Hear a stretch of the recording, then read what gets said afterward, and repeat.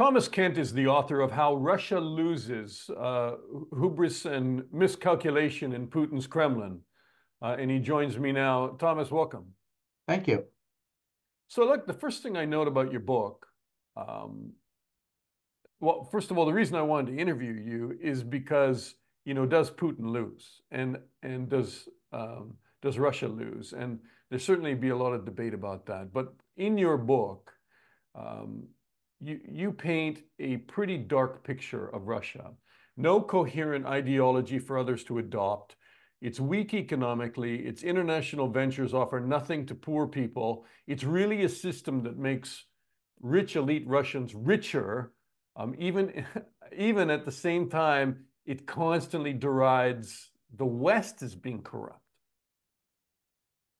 Yeah, that's largely true.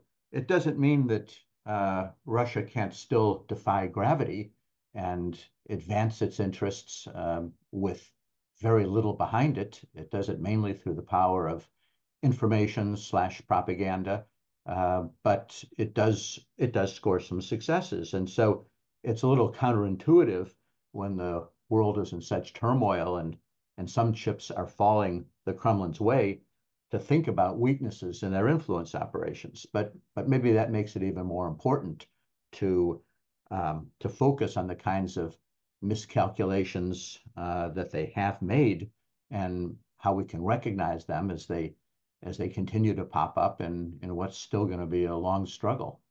All right, I want to talk to you more about that, but you mentioned how Putin stumbled and fumbled repeatedly. And you do I think six country kind of studies in the book, and you say that Ukraine was actually Putin's to lose, and he lost it. Do you think that do you still hold that view, given this momentous week as you and I are doing this interview? President Zelensky of Ukraine really is largely leaving Washington without any kind of funding commitment for his war effort into the next year.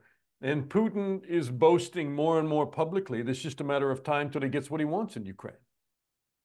Well, the focus of the book is on Russian influence weaknesses at various points.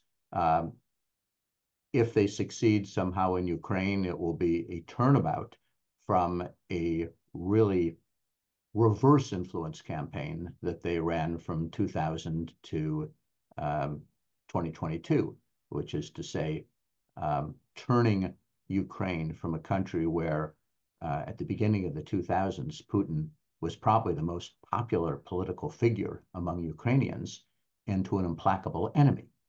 So uh, I look at the things that Russia did that hurt its own interests in Ukraine and turned it into an enemy. Now, if they win by brute force, then they win by brute force. But it doesn't mean that they had any kind of influence victory. It just means that ultimately they had more tanks than the West was willing to give Ukraine. I guess. I mean, there was, there were revolutions in Ukraine, and there were a lot of people who didn't support Putin in the 2000s. And, Yanukovych was Putin at one point before the Orange Revolution. I mean, I was in Ukraine covering the election, and Putin was openly campaigning for Yanukovych. And in the end, Yanukovych lost that election. So there was a lot of growing suspicion about Russia even at that point. There was, but one of the reasons for that was because of the way the Russians bungled their relations with Ukraine. Um, Russia had everything going for it in Ukraine, a population that was similar ethnically. They were pretty much everyone spoke Russian, had its economy closely linked. It was sort of like the United States and Canada. I mean, it could have been like that, but the Russians, through through bluster, through threats, through overreaching, managed to turn all that around and made themselves an enemy. I mean, it's certainly true that the West was up to its elbows in trying to, at various points. So we also suffered some Ukraine fatigue at various periods, but the West certainly was up to its elbows in trying to turn Ukraine in a Western direction. But there were very strong forces uniting Russia and Ukraine. If the Russians had been able to conceive of Ukraine being having good relations with the West, but also strong relations with Russia, perhaps even being in the EU, but not in NATO. I mean, all these things were possible. As a matter of fact, Putin himself spoke wistfully about the relationship between the US and Canada and between Germany and Austria in terms of what could have been with Ukraine. And that didn't happen. You study propaganda, so and disinformation, and I'm struck today watching a 10-minute clip of Russian TV channels. And I mean, I regularly look at them, you know, the highlights from the night before, but this is 10 minutes, kind of the worst of, um, you know, and it is a hate assembly line. So before we talk about Russia and its propaganda aimed at the West, and I think some of it is still aimed at the West anyway, but internally, um, you know, Russians talk about Ukrainians being possessed by the devil. If we can't convince them, we'll kill them. Those who don't want to live with us will be shot, cutting off the heads of Ukrainians. There are jokes about raping Ukrainian grandmothers on Russian television. Denazification by any means, by killing millions if it's necessary. Drown the Ukrainian children who don't agree with Russians.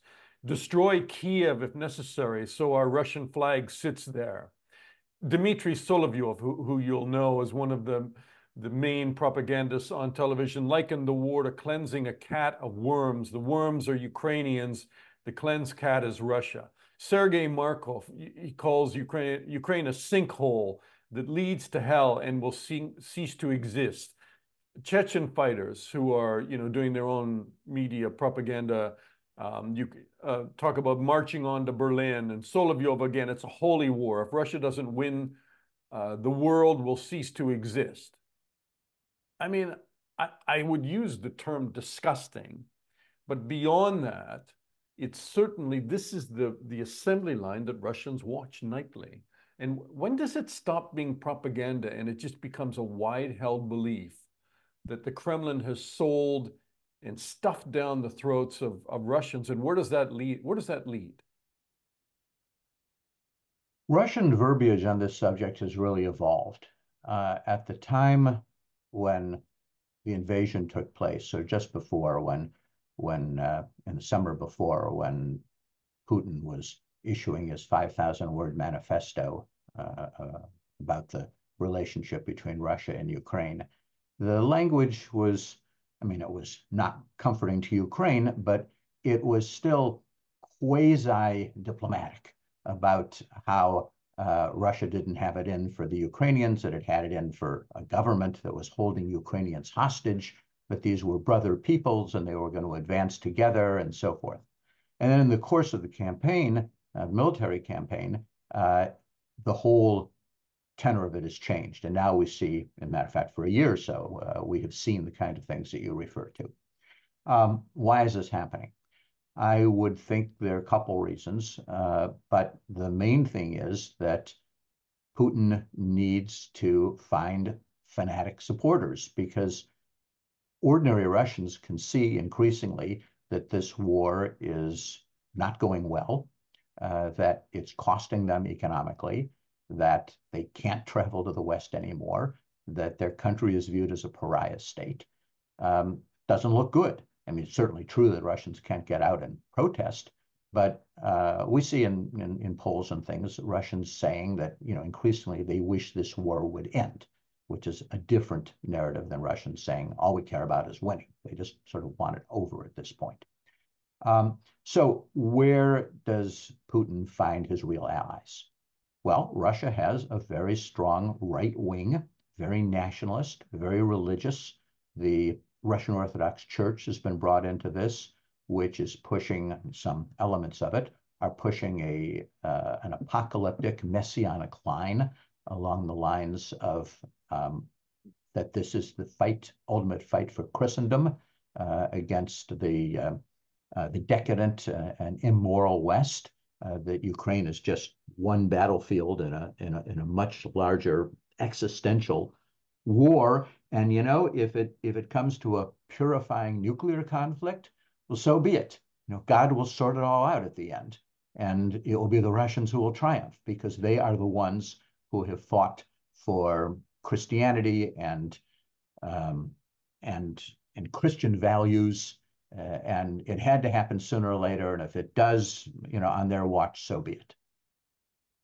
I mean, you know, I have to shake my head, and it's just gotten more bizarre over the period of the war since February of 2021. And I like where does that end, and when does that translate into somebody actually doing something beyond what we thought Russia was capable to do? I mean, it's really dangerous. It's really dangerous. They have backed themselves into something of a corner here. Um, I mean, they could always switch. I mean, Putin could always um, uh, agree to some kind of a deal, and Russian So suddenly propaganda say would he's then, denazified Ukraine, we can be brothers again. yeah, sort of declare victory in some way or another. I mean, it wouldn't make any sense, but that's never stopped Russian propaganda. So they could somehow say it's been a great victory, and you know whatever they want. So they have to decide: are they going to increasingly push this line, or are they going to make some kind of concession? The What they're calculating is, might they actually win this war in such a way that, I mean, maybe not destroy the government in Kiev, but at least hold all the Ukrainian territory they've captured, make it a frozen conflict, humiliate the West. If so, then they don't have to do anything in terms of either, uh, declaring a fake victory or using nuclear weapons. But if it turns out that they really cannot manage this conflict, then they could do anything potentially. Now, I don't think personally, I mean, what do I know? But I don't think personally that the Russian establishment, including the military establishment, is really going to go and nuke the world. But they seem to have convinced some people in the West that they might, and therefore the West has, I think, probably to some degree set some limits around itself. I mean, it's been deterred. It's We don't want certainly been World part War of the III. calculus on whether, for instance, long-range weapons like the ATACMS are provided if the Crimea is going to come under attack and the Kerch bridge is going to be taken out. And certainly that's been part of the internal debate. Certainly in the U.S., I think when they've been talking about how far do we go in allowing Ukraine to attack Russian forces, whether they be inside Russia or inside Ukraine, and that's still a calculation, right? Because that feeds into the criticism of President Biden's administration about this slow drip of weapons and an escalation, rather than just allowing Ukraine to be armed with the kinds of things that would allow it to win. That they've been very reluctant on first giving armor, then M1 Abrams tanks, maybe F-16s, okay, a few F-16s, and there's been that slow build, slow drip. Biden published an op-ed in the New York Times a couple months after the war started called something like "What We Will and Will Not Do in Ukraine."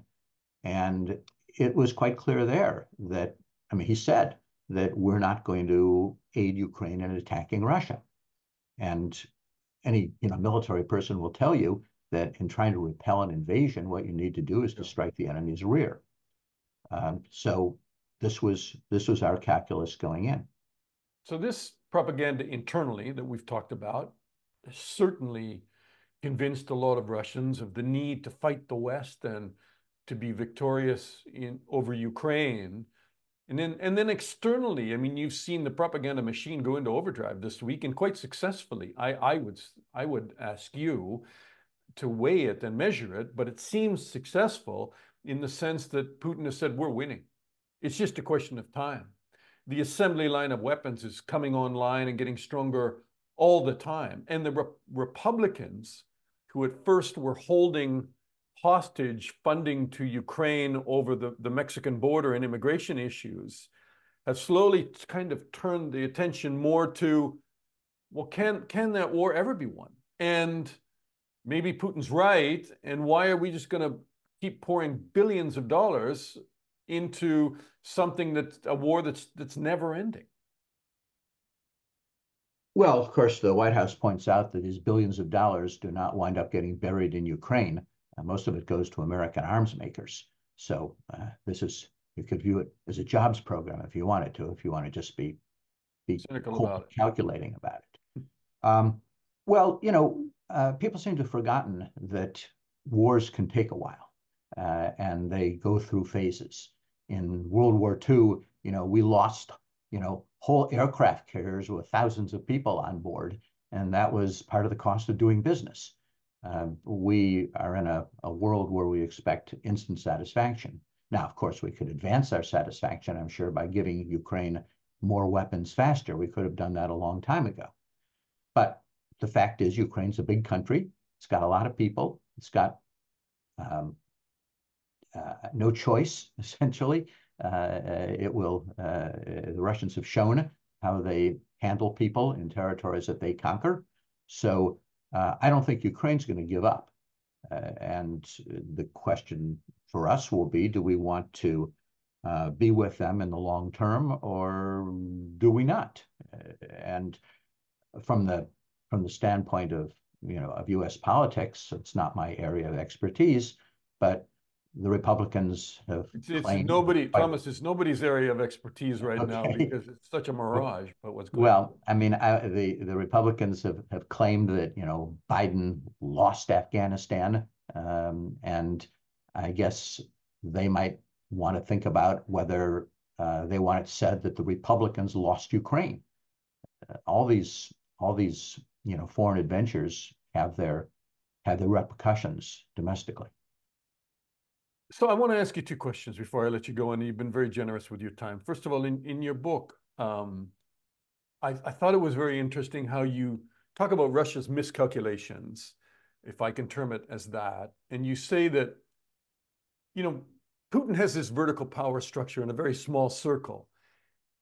And he thinks that other countries work like that in a way. And he tends to, quoting from your book, tends to ally itself, Russia, with authoritarian leaders who eventually fall from power, fails to build deep people-to-people ties, overestimates political and its economic and political strengths, underestimates the power of laws, international organizations, and pro-democracy forces, and it is often not prepared for concerted, resistant efforts. So what's the miscalculation there? Well, the miscalculation is all of those, that a lot of Russia's appeal, so to speak, in the world is basically a propaganda appeal.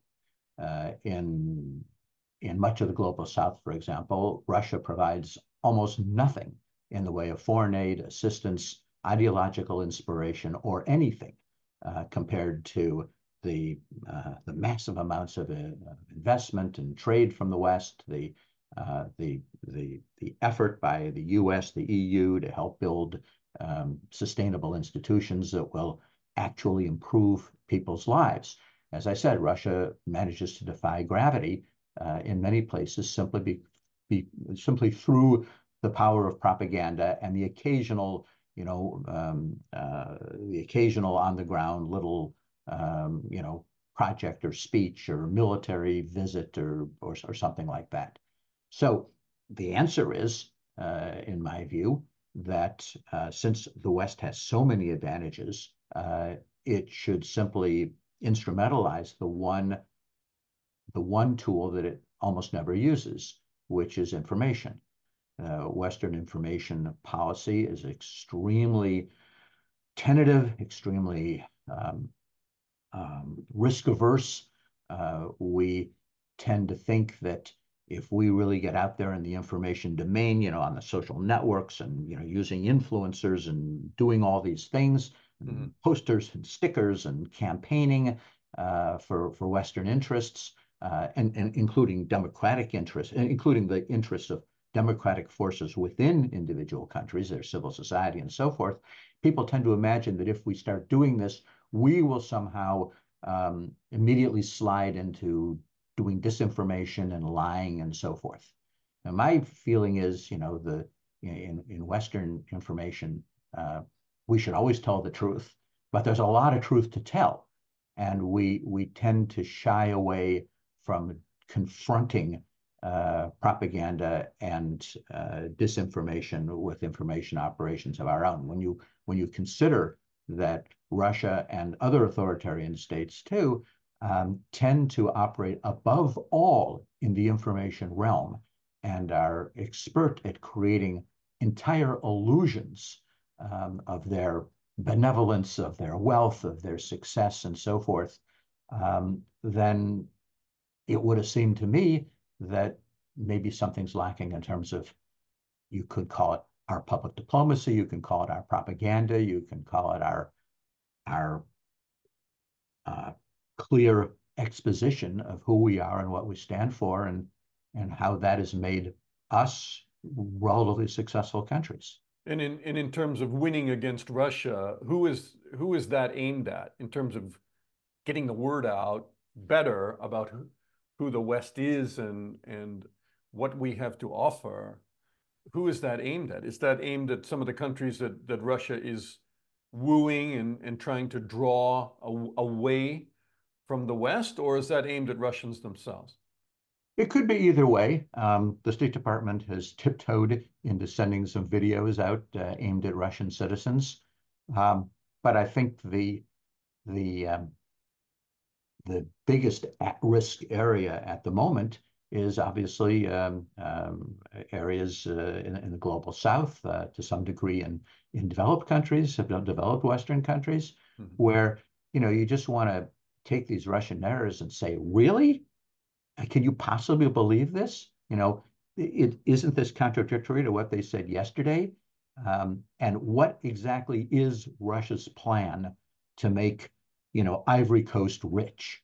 They have no plan for anything really except for their own benefit in various parts of the world. They don't even have, I mean, back in the day, you could credit them with communist ideology. I mean, that made sense to Well, it's some. it's it's some of it's power politics too, isn't it? Locally, where they send in the Wagner Group to prop up, a wobbly dictatorship or a wobbly administration. They provide some arms, and in return, get some diamonds and some gas.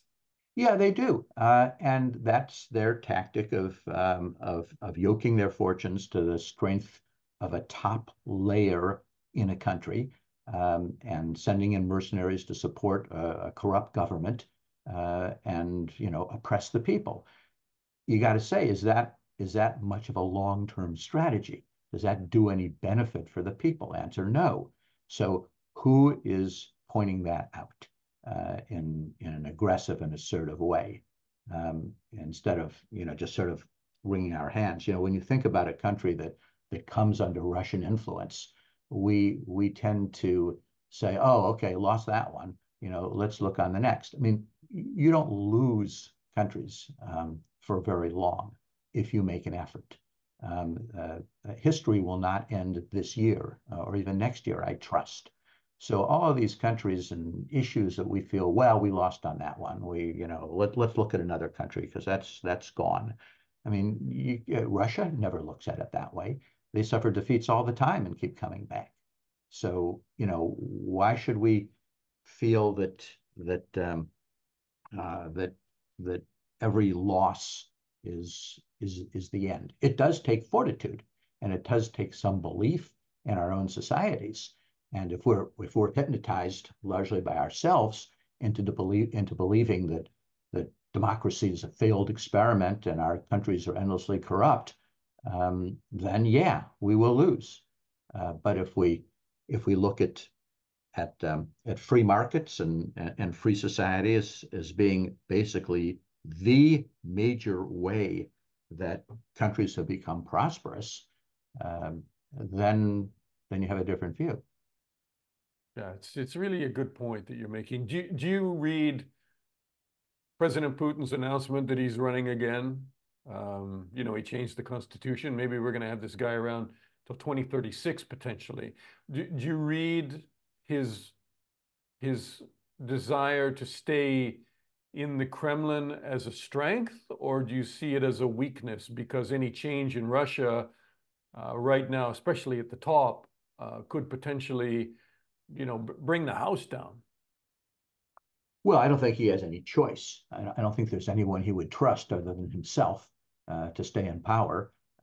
And you have no idea. I mean, he has no idea of who could succeed him or who could succeed him, you know, after the immediate first person who succeeds him.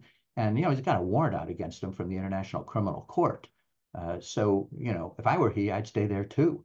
And, you know, I'd keep a gun under my coat and isolate myself and insulate myself and be very careful with those around me. You know, he may last forever. I have no idea.